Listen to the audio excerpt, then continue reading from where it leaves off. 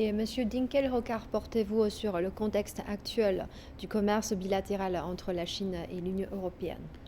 En fait, il n'est pas très, très mauvais. En fait, les relations bilatérales commerciales sont dans un état confortable.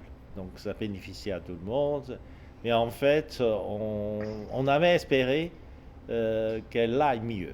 On avait espéré que finalement, avec l'accord signé de l'investissement réciproque entre la Chine et l'Union européenne, le volume commercial entre la Chine et l'Union européenne allait connaître une période de grande croissance et de développement, mais finalement, le processus de ratification de ce traité a été suspendu à cause des contentieux plus ou moins politiques entre le Parlement européen et la Chine. Et donc, mais je pense que on pourrait trouver des solutions dans l'avenir, mais c'est un problème de face aussi. Et dans la culture chinoise, on fait beaucoup attention à la face, mais en fait, tout le monde a ce problème, même les pays européens, et ils vont surtout le Parlement européen.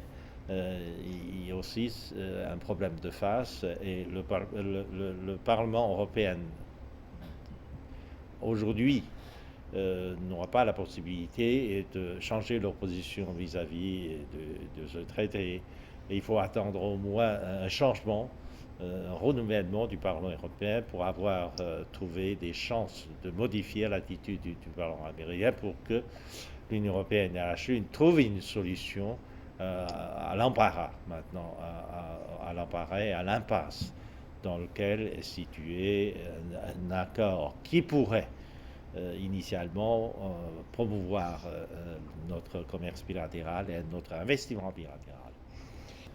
Et quel est le potentiel de développement commercial entre la Chine et l'Europe, Monsieur Debout? Il y a toujours beaucoup de potentiel de développement des relations commerciales entre l'Europe et la Chine. Les investissements des entreprises européennes en Chine sont en augmentation. Lorsqu'on regarde les différentes enquêtes qui sont réalisées auprès des entreprises, il y a toujours une intention d'augmenter ces investissements avec une philosophie qui est différente du passé. Dans le passé, on faisait des investissements en Chine, beaucoup, justement pour fabriquer des pièces détachées qui étaient à leur tour assemblées dans une chaîne d'approvisionnement où on fabriquait des produits chimiques ou des métaux qui rentraient dans une chaîne d'approvisionnement. Cette thèse va continuer d'exister, mais parallèlement, on voit bien que la thèse de produire en Chine pour un marché chinois dont la demande devient plus sophistiquée et donc du coup des entreprises étrangères et en particulier des entreprises européennes avec des produits à forte valeur ajoutée sont très pertinentes pour produire dans ce marché. Cette thèse va petit à petit prendre de plus en plus de parts de marché dans les investissements européens en Chine. Donc il y a des perspectives très favorables de développement. Il y a des perspectives dans le domaine des services, que ce soit des services financiers, de l'assurance, de la banque, mais également dans les services autour de la lutte contre le changement climatique, donc des services énergétiques, qui est un domaine qui est très développé en Europe, beaucoup plus que partout dans le monde, avec des champions mondiaux et qui sont présents en Chine et qui ont déjà un historique important sur d'autres sujets et qui vont pouvoir déployer leurs offres dans ces domaines.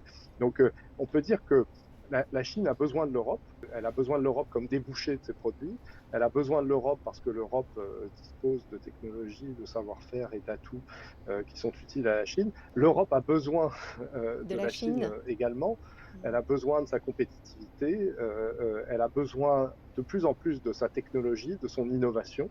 Et ça, c'est un thème sans doute assez nouveau, mais qui va aller croissant dans la relation. Et donc, il faut espérer que ces thèses prime sur des considérations plus politiques et sur le piège d'un monde assez bipolaire où on s'échange des sanctions et on ne cherche pas à développer cette relation économique primordiale.